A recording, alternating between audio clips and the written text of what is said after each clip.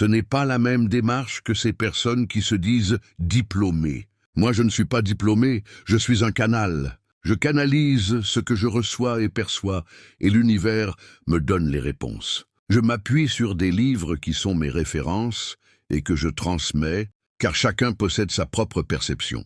Sans doute que je perçois ces ouvrages d'une manière que d'autres approfondiront autrement. C'est pour cela que je partage. C'est comme pour les tarots, les oracles ou le pendule. Chacun a sa manière de travailler avec. Une fois éveillé, nous avons tant d'outils à disposition que je laisse à chacun son libre arbitre. Le plus précieux, c'est l'amour et l'épanouissement pour devenir une personne libre et aimante. Nous le sommes tous et nous l'avons toujours été. Nous l'avons juste oublié. Grâce au livre des mystères de la vie, cette transmission unique d'Enoch, et grâce à cette étincelle déposée à notre naissance par Sophia, nous pouvons tous ascensionner. On a droit à l'erreur, mais lorsque l'on répète, ce n'est plus une erreur, c'est une décision.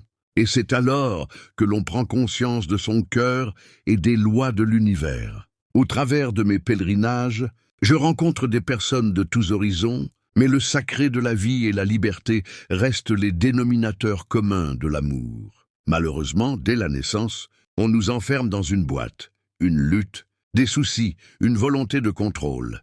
Tout cela va à l'encontre de la nature. La vie est faite de chaos et d'ordres entremêlés, indissociables.